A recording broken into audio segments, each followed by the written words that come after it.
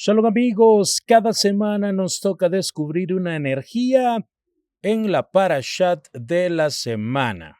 Le damos las gracias al Boreolán porque nos permite seguir aprendiendo de sus maravillosas enseñanzas. Recuerda, cada día ha sido hecho especialmente para ti. Aprovéchalo. Comenzamos.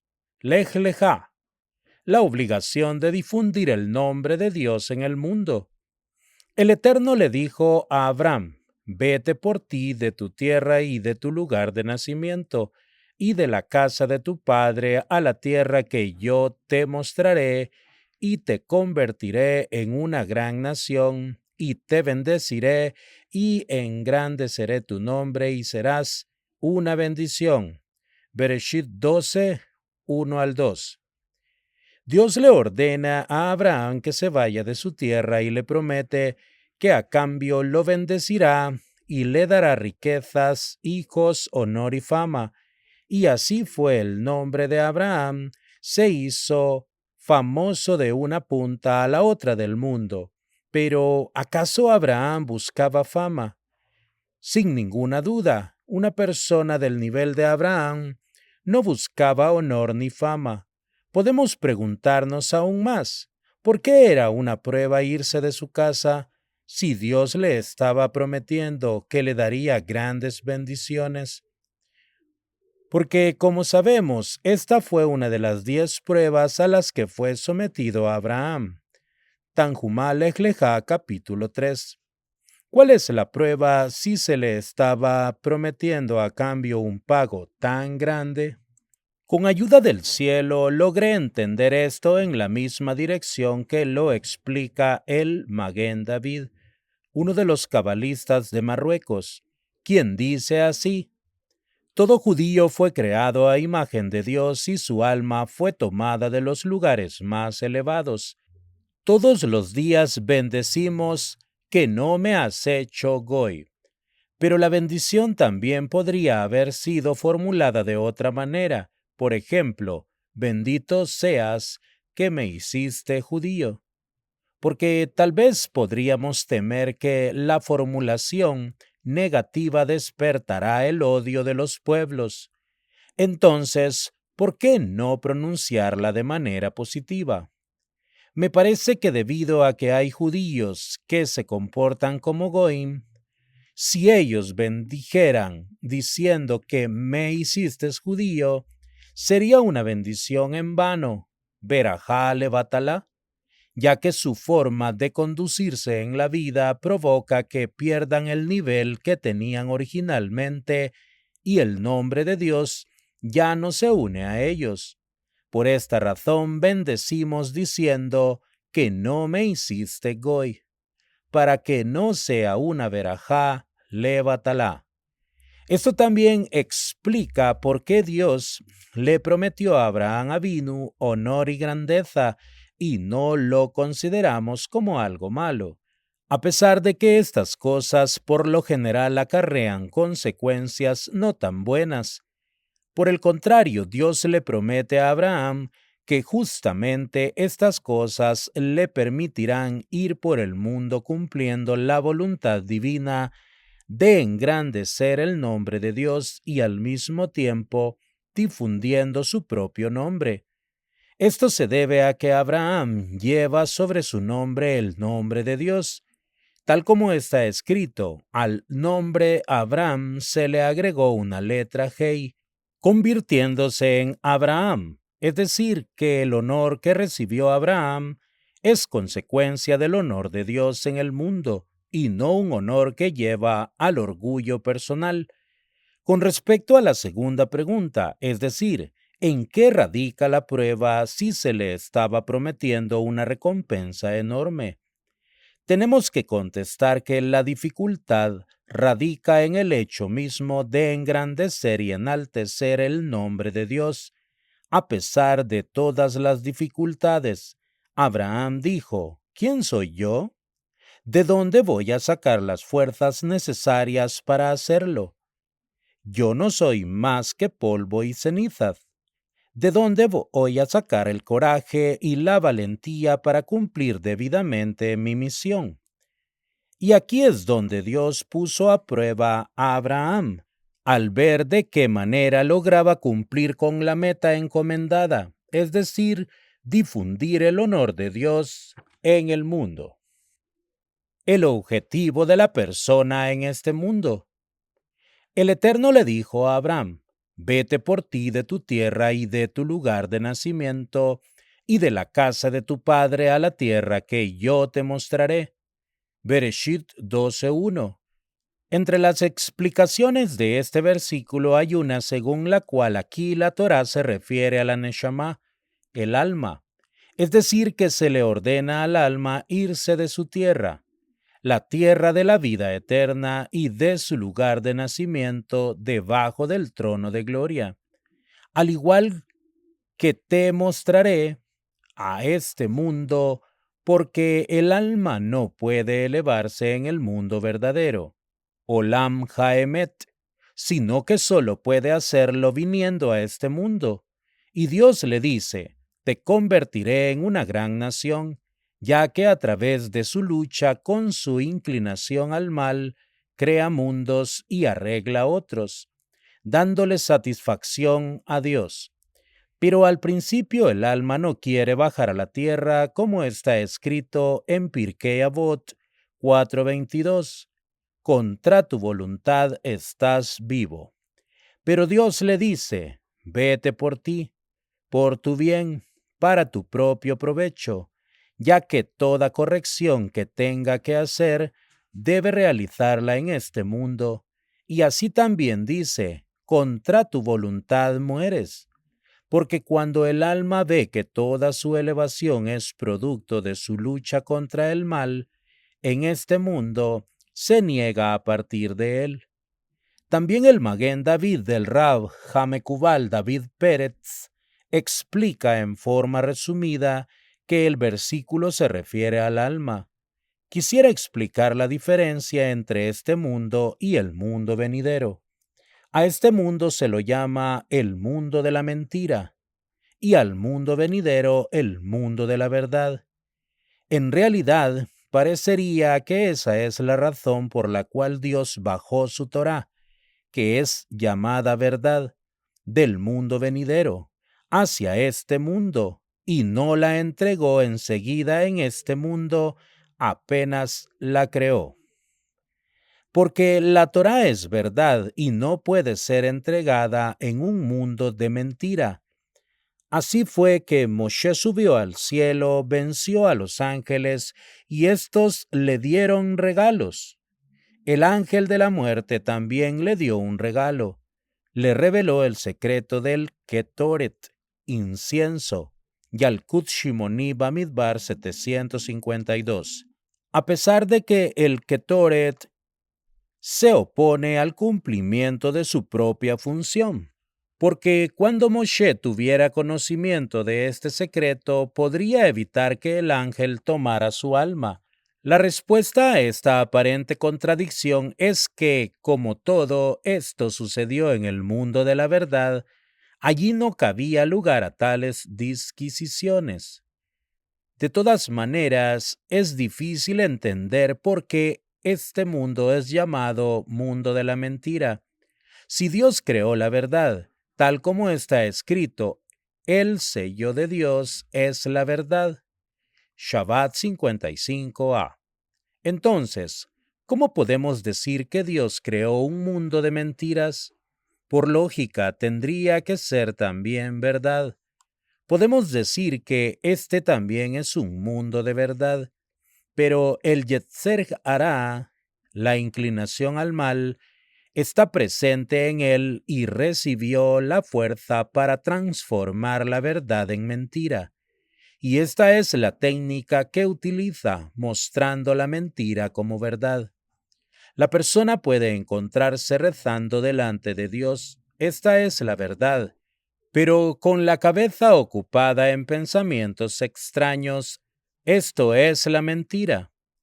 Lo mismo ocurre cuando la persona come. En sí mismo, el hecho de alimentarse forma parte de nuestro trabajo espiritual para obtener las fuerzas necesarias para trabajar a Dios.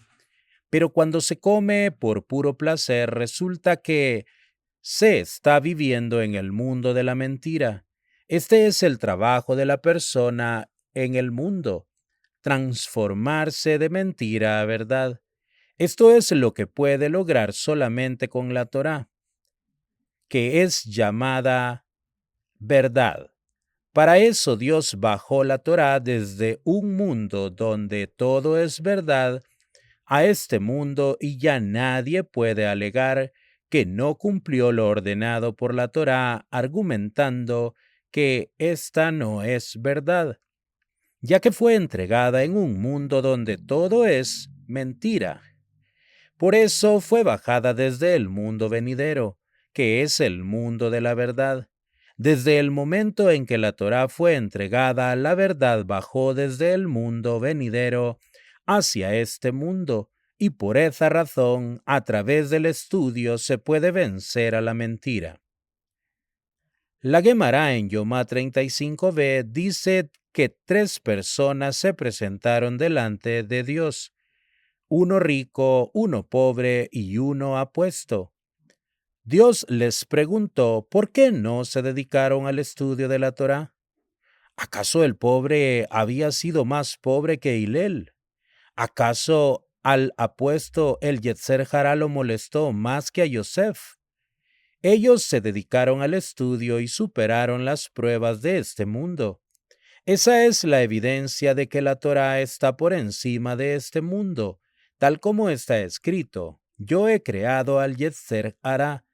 Yo he creado a la Torá como su antídoto. Kidushin 30b.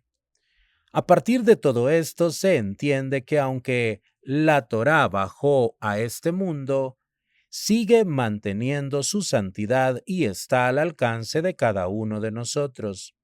El que quiere puede alcanzarla y ella es la única capaz de desconectar a la persona de las falsedades de este mundo y conectarla con cosas auténticas. Cuentan sobre el Rashash, uno de los principales rabinos de la generación anterior, que cierta vez no logró entender las palabras de un Tosafot. Después de un tiempo, se encontró con el Natzid e intercambiaron Divrei Torah. Cuando el Rashash le preguntó sobre ese Tosafot que no entendía, el Natzid se lo explicó de inmediato. El Natzid vio que el Rashash se sentía muy dolido y que incluso lloraba por no haber entendido ese Tosafot, y lo consoló diciéndole: yo tuve el mérito de entenderlo porque estudié Torah en medio de la pobreza y el sufrimiento. Aparentemente, cuando se estudia Torah en medio de la riqueza y la tranquilidad, con todos los placeres de este mundo, es más difícil su entendimiento, porque este mundo es mentira. Eso fue lo que dijo Reví Hakadosh antes de su muerte. Él levantó sus 10 dedos y dijo: ellos son testigos de que no tuve provecho de este mundo. Ketubot 104a. Porque a pesar de ser muy rico, no disfrutó de su riqueza. Él sabía que la riqueza pertenece al mundo de la mentira. Aunque Dios quiere proporcionarles bienestar a sus creaciones, y por eso creó la riqueza, para que con un buen vivir puedan hacer bien su trabajo espiritual, hay sadiquín que cumplen en sí mismos lo que está escrito. Santifícate con lo que te está permitido.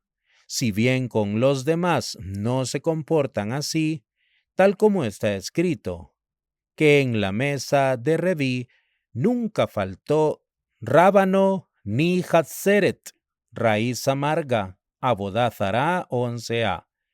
Los sadiquín no se permiten a sí mismos disfrutar de su riqueza, ya que para ellos son placeres innecesarios. Por eso la Gemara menciona que en la mesa de Reví Hakadosh nunca faltó rábano, precisamente, y no otra cosa, porque el rábano se relaciona en hebreo con la palabra sinum, enfriar, porque enfriaba al Yetzer Hará. También Rabí Hanina ben Dosa es un ejemplo en este sentido, ya que se alimentaba de una pequeña medida de algarrobo, Berajot 17b, porque sabía que en todo está la influencia del Yetzer Hará, aunque aparentemente sean cosas necesarias para llevar una vida normal. Cuando la persona se esfuerza en el estudio de la Torá, está transformando la mentira en verdad.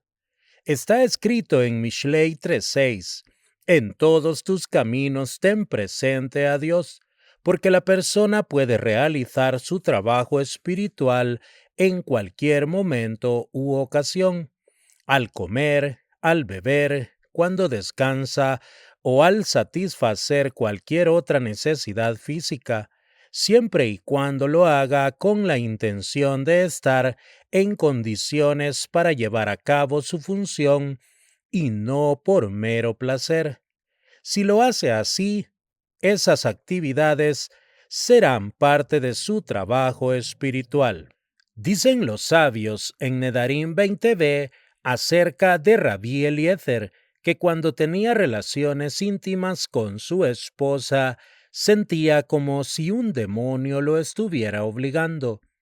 Esto asusta y no se entiende por qué tiene que haber un demonio en ese momento, porque obviamente que también debe haber placer físico. Pero aparentemente lo que Rabí Eliezer quiere enseñarnos es que no tenía otra intención más que cumplir con la misbah de procrear y cumplir la obligación de oná para con su mujer, y no buscaba el placer. Al placer lo veía como a un demonio porque lo asustaba y se cuidaba de no tener provecho de este mundo, sino que actuaba siempre con la intención de cumplir una misbah. Dice el rey Shlomo, Coelet 7:23, dije, tendré sabiduría, pero ello está lejos de mí, porque no conocía el secreto de la vaca bermeja. Yomá 14a. Y solamente Moshe tuvo el mérito de entenderlo. Bamidbar Rabá 19:6. Cuando subió al cielo, porque ese es el mundo de la verdad, allí no hay nada oculto, sino que todo está revelado y claro. Dios ama la Torá y así como cuando una persona ama algo, lo cuida para sí, así también Dios dejó el secreto de la vaca bermeja para sí mismo y no permitió que se revelara. Solamente Moshe Rabbeinu, al subir al cielo, pudo comprenderlo. Dios le dio al hombre un regalo, que si se comporta en este mundo con la verdad, estudia Torá, se santifica y transforma la mentira en verdad, entonces tendrá el mérito de que le sean revelados los secretos de la Torá, porque para él este mundo pasó a ser como el mundo venidero, que es todo verdad, y entonces pueden revelarse los secretos.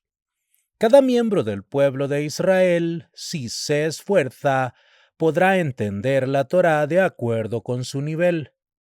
Y lo que dijo el rey Shlomo respecto a que no tuvo el mérito de entender el secreto de la vaca bermeja, no significa que no entendió nada, en absoluto, sino que comprendió a su nivel. Si uno cree en una misbah, a la fuerza entiende algo de lo que ella significa. La palabra fe en hebreo se dice emuná, que tiene relación con la palabra emet, que significa verdad. Cuando uno cree, entiende de acuerdo con su nivel, de acuerdo con este principio. Ciertamente el rey Shlomo entendía algo de la misbah de la vaca bermeja, pero no llegó a entender todos sus detalles. Es sabido que los pueblos del mundo preguntan acerca de las razones que hay detrás de las misbot, porque viven en un mundo de mentira, sin Torá y sin fe en Dios. Y por eso preguntan, ¿para qué sirven las misbot? No comprenden que Dios las ordenó para ellos. No robarás. Es una misbah comprensible, pero en el momento en que algo contradice su entendimiento, pueden pensar que tienen permitido robar. No ocurre lo mismo con los miembros del pueblo de Israel, quienes al luchar contra su inclinación al mal y estudiar Torá transforman su propio entendimiento en verdad y tienen el mérito de entender las misbot de Dios. Grande es el nivel del pueblo de Israel, que aún sin entender cumple con las misbot. Lo vemos, por ejemplo, en la entrega de la Torá, cuando dijeron haremos antes de escucharemos, y por eso finalmente en algún momento tenemos el mérito de entender, pero en el caso de los demás pueblos no es así, porque cuando no entienden algo, no lo cumplen. El valor del tiempo. Y había hambruna en la tierra, y Abraham descendió a Egipto para habitar allí, porque era grave la hambruna en la tierra. Bereshit 12:10. Cuando Abraham Avinu descendió a Egipto por la hambruna que había en la tierra, no se le acortó el camino. En cambio, cuando su esclavo Eliezer se dirigió a Harán para buscar esposa para Yitzhak, sí se le acortó el camino. Esto llama la atención, ya que Abraham fue cumpliendo un mandato divino, mientras que a Eliezer lo mandó Abraham. Mas aún nos cuesta entender el porqué de esta diferencia si tenemos en cuenta que el tiempo de un sadik es muy valioso para Dios.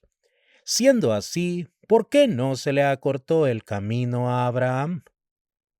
Me parece que la explicación es que para Abraham la partida a Egipto era una prueba y por eso no se le acortó el camino, para que la prueba fuera mayor y para que Abraham Avino pudiera recibir un pago por cada momento y también todas las generaciones posteriores recibirían la influencia de esa recompensa.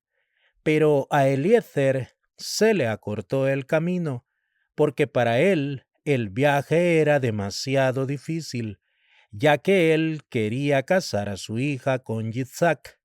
Bereshit Rabá 59:9. Dios no le pone a la persona una prueba que ella no pueda superar. Por eso se le acortó el camino. Eliezer llegó enseguida a Harán y Dios hizo para él milagros y maravillas. Cuentan que una vez se le presentó al Gaón de Vilna Eliahu Hanabí y le ofreció estudiar con él Torá. Pero el Gaón se negó, porque no quería atajos en el estudio. El Gaón dice que los ángeles son llamados quietos, porque no tienen misbot para cumplir, y por eso no tienen continuidad ni proyección. Pero el judío es llamado caminante, porque cumple misbot, y una misbah trae consigo a otra misbah, y así la persona pasa de una batalla a la otra. El Gaón dijo, si estudio con Eliahu Hanabí, voy a estar en un estado de quieto, pero yo quiero llegar a un nivel de caminante, porque a través del estudio profundo se revelan otras cosas nuevas. Así cada judío tiene que sumergirse en las profundidades de la Torá y no tratar de buscar atajos. La Gemara dice, pasó su tiempo, se anula el sacrificio. Berajot 26a. Cuando la persona trae un sacrificio a tiempo, está demostrando que valora la importancia del mismo. Pero si no lo trae a tiempo, entonces está manifestando que no le da ninguna importancia. Por eso el sacrificio no es aceptado. Lo mismo ocurre con los rezos. Cada parte del día tiene su plegaria específica y cuando pasa ese momento se pierde ese rezo. Maran Jarrab Shah, de bendita memoria, dijo en una charla que les dio a sus alumnos que en el futuro le van a mostrar a cada uno todos los días de su vida, y mientras estaba hablando comenzó a llorar.